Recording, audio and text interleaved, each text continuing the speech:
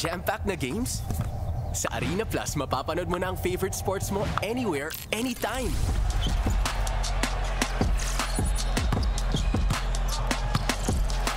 Keep track of real-time stats para updated ka sa bawat galaw.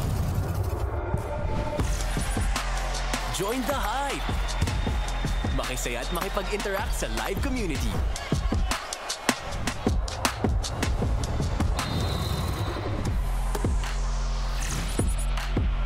Suportahan ang iyong favorite team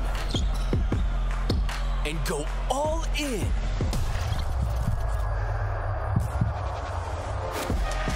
Para sa chance na manalo ng mga bonus. Catch your favorite sports and join the Arena Plus family.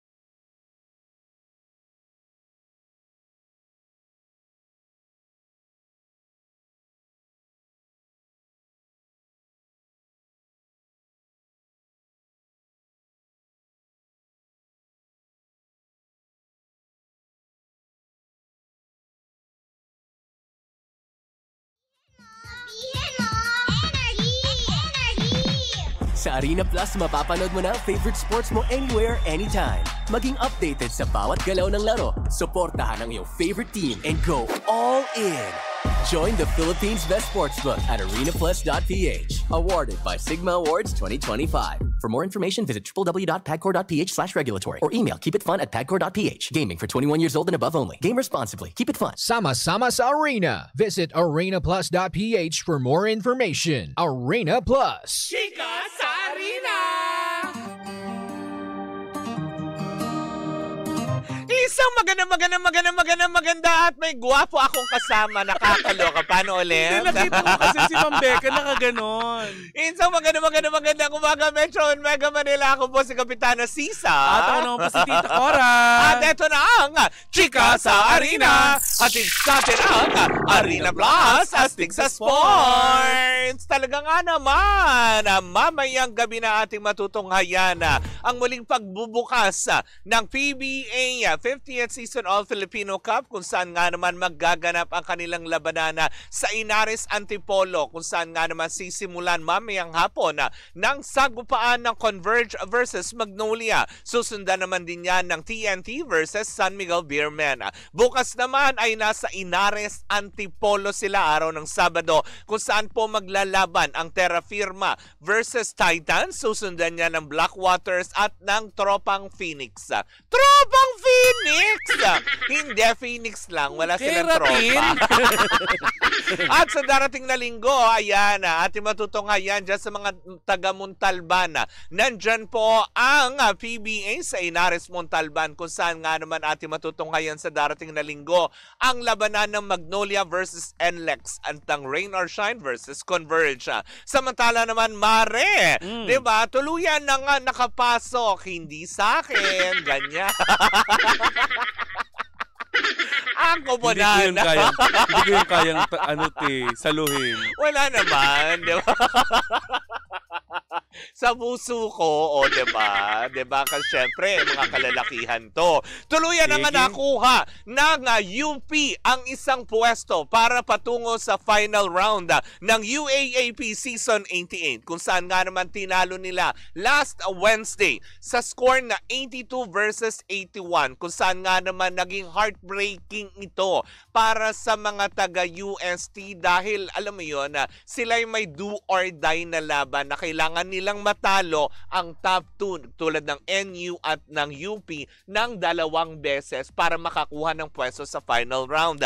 Subalit hindi na nakausad ang UST sa kanilang laban against UP, kung kaya't nga naman medyo magpapahinga ng ilang araw ang UP para antayin kung sino ang kanilang makakalaban sa darating na final sa pagitan ng NU at ng Lasal. Samantalang Mare, aabangan natin itong Sabado ang kanilang magiging laban kasi matapos talunin ng Lasal sa score na 87 versus 77 ng NU, kung saan kailangan pa muli nilang matalo sa darating na Sabado ang NU para makasiguro ang Lasal na makuha ang pangalawang pwesto patungo sa final round.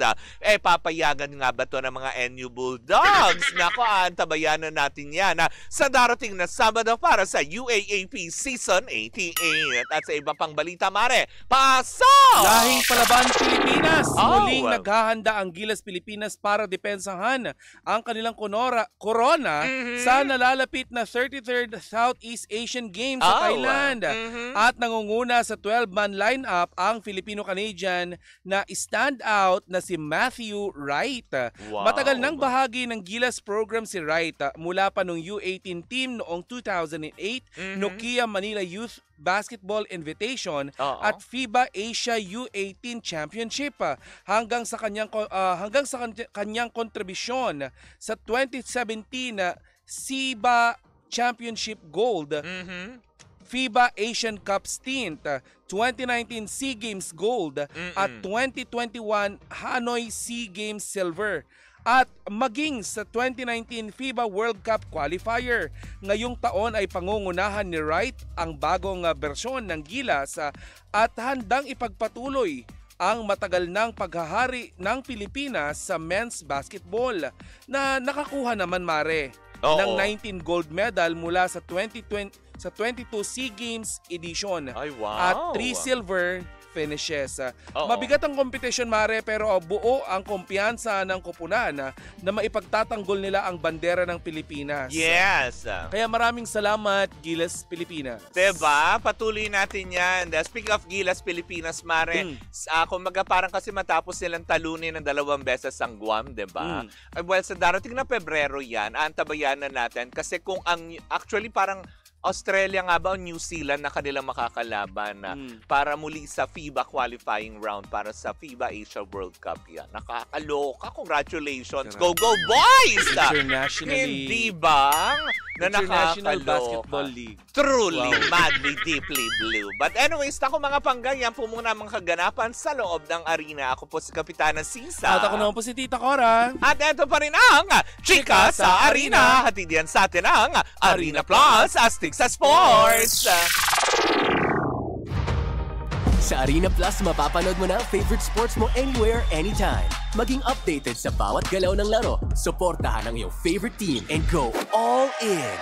Join the Philippines' best sportsbook at arenaplus.ph. Awarded by Sigma Awards 2025. For more information, visit www.pagcor.ph/regulatory or email keepitfun@pagcor.ph. Gaming for 21 years old and above only. Game responsibly. Keep it fun. Sama-sama sa Arena. Visit arenaplus.ph for more information. Arena Plus. Cheers, Miss Gabaglita! With Tita Cora and Kapitana Sisa. We are number 106.7 Energy FM. Pagtawag mo sabing radyo. Sabihin mo, Energy. Hello po sa inyong lahat. Isang magandang umaga, Metro and Mega Manila, sa mga nakatutok sa kanilang mga tahanan at sa mga, alam mo yun, establishments. Oy, sa again, mga Mare, ha? negosyo, diba? Speaking of establishment, Mare, congratulations. Correct. Yung ating winner ng 12 Days of Christmas Correct. promo. Anong pangalan, Mare? Actually, ang pangalan niya ay si... Dominga Sabado ba? Ha? Hindi. Sandali. Habang hinahanap mo yung pangalan, Mare, diba? batiin ko lang muna ng happy birthday si Mary Ann Dominguez from Canada. Correct, hindi ba? Nanalo kanina. Nasaan yung name nung kaninang nanalo, B? Nawawaling. Si Domingo Sabado ba yan? Oo, pero, Sino ayan, ba yan? Catherine Sabado? Luna. Catherine Malagkit. Ano man langit? Manlangit. Oo, yeah. Manlangit. Congratulations, Miss Catherine Manlangit ng anong barangay siya, Mare? Bagong Lipunan na Krame. Yan, if I'm not mistaken, siya Diyan yung lang sa bandang likuran. Yes, diba? Diyan lang. Actually, isa siya sa maswerte ngayong araw na ito na nakakuha ng white envelope na naglalaman ng swerte para sa kanya Mare, ngayong paano araw. nga ulit yung ano natin, yung promo natin na yan? Diba? Wala kayo bang pwedeng gawin kundi abangan lamang araw-araw ang mga itinanim na, diba, mga white envelope sa iba't ibang barangay sa 12 barangay sa San Juan City. Abangan mo on air yung clue na ibibigay ng mga jocks ng Energy FM. At syempre sa ating social media account naka-upload din yung litrato kung saan ito naroroon. Correct. Dalhin lamang dito sa Energy FM yung white envelope na naglalaman ng pahabs. Ay, hindi pa. Dito mo i-claim. Yung indikasyon na meron ng kailangang i-claim na 1,000 pesos. Pero Mare, ang hindi ko kinakaya, yung madadagdag. Correct. Para ngayon Paliwanag kahapon na hindi nakakuha yung mga taga West Krame. Pero pwede nyo pa rin pong kunin yung envelope kasi pwede nyo i-claim yung appliances. Diba? Yung cash nga lang ang hindi na kasi yung appliances, regalo pa rin yan ng Energy FM sa inyo. Kaya pwede nyo pa rin pong hanapin yan sa mga taga West Krame kung sakali man din na habang nawala kaya. Diba? Kumaga parang, kumaga may makahanap pa rin yan dyan sa may West Krame. Yung small appliances na ibibigay natin, yan na parigalo natin sa ating mga pangga. Pero yung cash kasi, within the day, kailangan maklaim mo. Kahapon walang nakaklaim.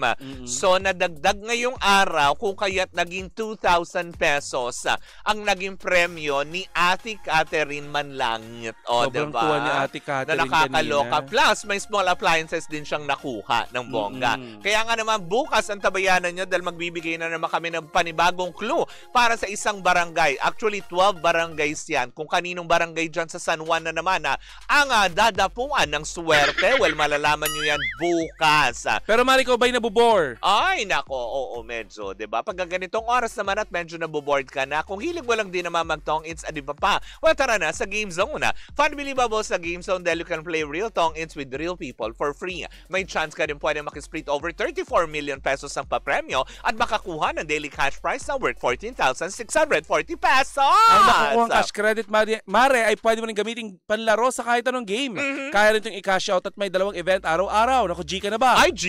Naka-visit gzone.ph sa kanilang social media accounts sa Facebook, Instagram at TikTok na may username na @TaraGameZone. Kung G ka na sa tong-its, tara, Game Zone! Ang tandaan ng gaming dapat fun lang. Visit pancor.ph/regulatory or you can email them at keepitfun@pancor.ph. Promo runs from January 1 to December 31, 2025. EGLD reference number MKTG 2024-2564. Tandaan, Panggana Gaming is for 21 years old and above only. Gambling can be addictive and learn when to stop. Correct, diba? Learn when to stop, diba? Yes. Na nakakaloka. Pero eto mukhang hindi magpapaawat. Sino yan, Mare? Para sa ating unang Backlatest! Naku, nakakaloka. Hindi nga nagpaawat nung nakaraang Miyerkules sa segment ng Laro-Laro Pika. Namigay si Meme Vice Ganda ng 1 million pesos. Wow! Diba? Nakakaloka. Meme! Na nakakatuwa, Mare, kasi medyo naging mabigat yung eksena last Wednesday para dun sa segment na ito. Dahil ang mga naging player, Mare, ay mga nasalanta ng Bagyong Tino sa Cebu City. Diba? Na kung saan nga naman binigyan ng pagkakataon pagkakataon at talagang bakit ko nasabi naging mabigat. Dahil yung isang contestant dito ay nagbahagi ng kanyang kwento na kung saan nga naman, Mare, diba, nakuha na niyang, alam mo yon, na ngumiti despite sa nawalan siya ng 2 anak, Mare. Dahil sa baha. Diba? Mabigat yun na. Pero ang laro-laro, di ba pinasasayaw sila ng tan-tan-tan, gano'n. So sumayaw sila. Sumayaw pa din. Bago kasi magkwento yung isang contestant sa kanya naging karanasan, hindi ba? Kung kaya't nga naman, hindi na naman naiwasan ni Meme Vice Ganda na muling manawagan sa publiko na wag natin kalimutan yung mga dinanas ng ating mga kababayan dahil sa katiwalian na nangyayari sa ating gobyerno, hindi ba? Maging matalino tayo sa pagboto. Diba? Yung kumbaga parang yung mga kwento na ito, hindi para lang, alam mo yun, muling manumbalik sa ating mga kababayan kung ano yung sakit na dinanas nila. Kasi 1 month pa lang, Mare, nakakalipas, diba? So si ate na nawala ng 2 anak, diba? Pinipilit niyang tumayo para sa sarili niya at syempre buuhin muli yung kanyang nawasak na pagkatao. Kasi walang inang alam mo yun, may gusto na mawala ng 2 anak dahil pero sa yung trahedya. nanalo ba na yan, siya yung namatayan? Actually, hindi. Iba yung nanalo. Pero lahat sila nabigyan ng pagkakataon. Kung bakit naibigay yung 1 million pesos, Mare? Alam naman natin. Anong tanong? Ay, naku, Mare, napakasimple. Kahit na sino makikipag-agawan sumagot. Parang feeling ng mga tao sa sobra sigurong awa na lang ni Meme Vice. At syempre, diba? Kasi yung nanalo itself, Mare, is first year college ang tinapos. Ang inabot niya. Kumbaga, umabot siya sa antas sa first year college. Kung kaya't nga naman, feeling ng mga netizen, pinalitan na ni Meme Vice yung tanong. Kasi di ba, pag gaganyang mismong jackpot round na, mahirap, di ba? Katulad yung mga parang scholar ng bayan. Kakaiba yung mga itinanong kung ano namumuo, anong tawag sa bumubuo sa mga parang na mundo, yung mga ano na mundo? Yung isla ba yan? Hindi isla, kundi kontinente, di ba? Pero eto, Mare, sa simpleng katanungan, tinanong ni Vice Ganda yung kanyang contestant ng 1 + 1. O, di ba? O. Na kung saan nga naman nagdiwang ang lahat, na kung saan nga naman marami na naman na ang pumuring kay Vice Ganda na kahit pa sabihin mong may kinakaharap na problema ang ABS-CBN, mamaya natin yung tatalakayin, ano? Pero kahit papaano, nagbibigay pa rin sila ng daan para makatulong sa ating mga kababayan. Lalo pat na naghihirap, diba? Hindi lang yata yun ang pinamigay nila kasi yung lahat ng contestant during that day na hindi pinalad na manalo ng 1 million, nag-ambag-ambag sila together with McDonald's. Yes. Ay binigyan nila ng 1 million na paghahati-hatian. Oh, diba? Not bad. Palakpakan natin yan. So in total of 2 million, parang 1,035,000 yata ang natanggap ng nanalo. Nung nanalo itself, tapos yung 1 million itself is paghahati-hatian. Kaya nga naman umulan na ng blessings talaga na pamukaw lamang na, 'di ba? Kung hindi naman din sasapat yung 500 pesos ng eme. Ibibigay ng Showtime. Kayang ibigay ng Showtime, 'di ba? Na nakakaloka. Kahit ako nga kaya kong ibigay yung yung 500 pesos kung nakakaluwag ako. Kaya nga pinagigigilan na nila Aga Mulak tsaka nila Arce Muñoz itong si yung si Claire Castro. Bakit si Claire Castro happy ka pa? Happy ka pa sa ganong kasi 'di ba nung sinasabi nga niya, kasi natatawa nga daw na sinabi ni Yusek Claire Castro ito sa isang parang press con na natatawan niyang binanggit na kakayanin naman yata yung 500 habang sinasabi niya. Kaya doon ang gigil sila Aga Mulak, sila Arce Muñoz na may nakakatawa po ba doon? Hindi nakakatawa yung 500 diba? pesos. Parang ang liit ng tingin natin sa ating mga may kababayan. May mga ganon, kaya hindi napigilan ng ilang mga artista na magkomento. At first time nagulat ako talaga reaction galing kay Aga Mulak. First time mag-react ni Aga Mulak. Yung mga artista na yan, Mare, political yan dahil may mga ini-endorse yan. Correct, diba? Pero ngayon, para nagigising yung kamalayan ng mga artista, lalo na syempre nagbabayad yan ng mga taxes. Sila ang isa sa mga nag-aambag ng malaking buwis. Oo. Diba? Na nakakaloka. At nagbabayad sila ng tamang ang buwis. Na kung saan nga naman, syempre masakit din sa kanilang kalooban yun, di ba? Na hanggang ngayon, wala pa din. Wala pa din nakukulong. Samantala yung mga pulis na nangupit dun sa ebidensyang isinole, ikinulong nyo agad. Kaugnay ng balita na yan, Mare, itong si Ann Curtis ay nanawagan din. Dahil na-excite siya na sana bago mag-December or bago mag-Pasko, may makulong na. Diba? Magandang pamasko yan, ha? Magandang pamasko, kababayan. Diba? Kaya ulitin lang natin, wag po muna kayong humiling ngayong Pasko. Matatabunan yung hiling ni Cara David. Diba? Na mamatay ang mga magnanakaw. Na kurap sa gobyerno. Wag po natin i-flood ng wishes ngayon. Antayin muna natin may isa katuparan ng hiling ni Cara David. Correct. Sabi dito ng pinagtatanggol yung USEC ng DTI, suggested po yung 500 pesos. Oo, pero when you suggest a certain amount, make sure na yung suggestion mo, di ba? Nasa realidad. Yes. Because 500 pesos is not enough for Noche Buena. Correct naman. Diba? Pwede yan. Kaya nga naman, hindi rin naman natin masisisi ang ilan sa mga artista na mag-react na din. Na kahit pa sabihin mong sila ay may sapat na kita at may kakayanan na bumili. Siyempre, kahit pa paano is, nandun pa din yung kanilang simpatya sa ilan natin mga kababayan na sumusuporta din naman sa kanila.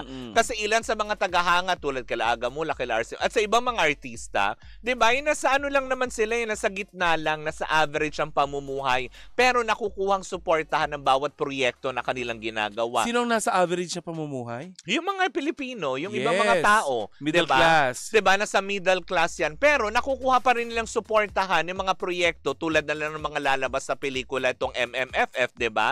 Kasi gusto lang nilang sumaya. Gusto lang naman nilang kumawala sandali. Isa pa yan, Mare. Diba? Yung 500 pesos na sinuggest nitong si Yusek, di ba? 500 pesos pang movie ticket mo lang yun. Diba? Pero sa tingin ko yata, Metro Manila Film Festival. Oo, diba? Na parang para lang sumaya, para lang muling makalimot. Apat na miyembro ng iyong pamilya, kulang pa yung 500 pang movie ticket nyo. Yung iba, pwede naman daw yan, mag-subscribe na sa Netflix. Walang Netflix, walang MMFF na ano. Ay, talaga? Pwedeng mag-MMFF sa Netflix, pero late after na niya. Oo. Mga January. Yes. Na, diba? Pero masarap pa rin talaga, Mare, na bumabalik ang mga tao, lalo ng ating mga ang ating mga kababayan sa sinihan. Sumisigla na muli ang, alam mo yun, ang mga sinihan ay pagpatuloy natin. Which by the way, Maria, pinapayuhan yung ating mga kababayan na habaan ng pasensya dahil uusad na nga ang MMFF parade. Ayan, dito siya sa Makati gagawin, Mare. Ay, wow, dyan sa Along Ayala. Yes, dadaan niya ng Ayala, Buendia, kaya sa mga sa ating mga pangga na dadaan sa araw na yan sa mga nasabi naming ruta, habaan niyo po yung inyong mga pasensya. Kung nais niyo pong malaman ang ilang impormasyon tungkol sa ruta ng MMFF parade, magtungo lamang po kayo sa Facebook page ng MMFF. Correctamente. Hindi ba para malaman ninyo at iwasan ang mga lugar na ito na, alam mo yun, pagdadausan ng parada sa darating na Metro Manila Film Fest. Yes. Hi, Donna ng Canada. Magandang umaga. Wala naman ko mga panggay. Yan po muna ang ating unang chika na first hour ng programang Baklita sa aming pagbabalika. Usapin na patungkol nga naman sa pagkansela ng kontrata ng TV5 sa ABS-CBN ating tatalakayin sa pagbabalik ng Baklita sa Muli po ako sa Kapitana Sisa. At ako naman po si Tita Cora. At tuloy-tuloy pa rin po ang ating tugtugan. Siyempre, dito po lamang yan sa number 106.7 Energy FM. Pagkawag mong sabihin radyo. Sabihin mo, Energy!